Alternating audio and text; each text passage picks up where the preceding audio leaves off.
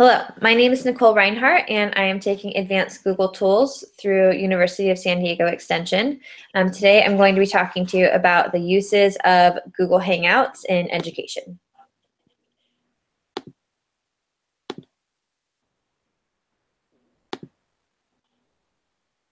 So to start with, Google Hangouts is pretty useful. It's something that you can use a lot in the classroom for many different ways. I have a couple examples that I've thought about, but I know there's a lot of others. So one thing that you can do is you can use Google Hangouts as a way to have classes communicate with each other as digital pen pals.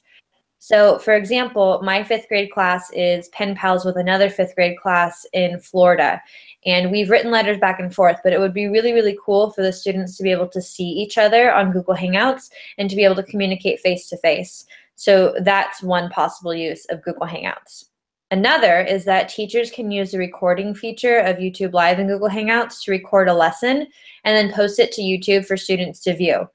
This would be really helpful if students were absent, or if you wanted to be able to share it with students when they're at home to watch later, or just to be able to view again and again as a resource. It can also then be posted to Google Classroom as a way for students to access it later.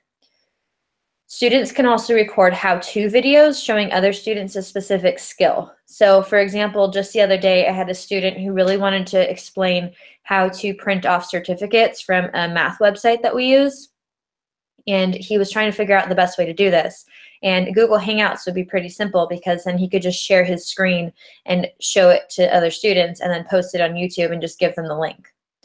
Experts can also be invited to share their expertise with the class if they cannot get to the class in person.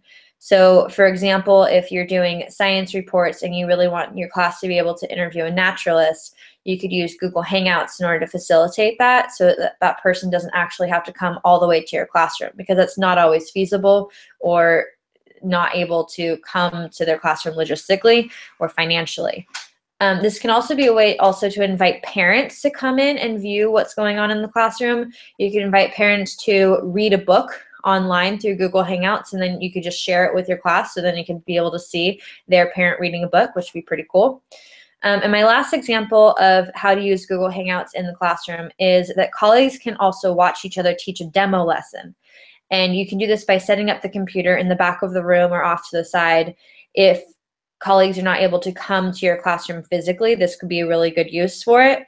That way they can watch other teachers and get feedback, or they can also watch a demo lesson and see what they can incorporate into their own teaching style. So these are just a couple ways that I've thought about using Google Hangouts in the classroom. So do you have any questions or any thoughts about ways that you could use it in particular?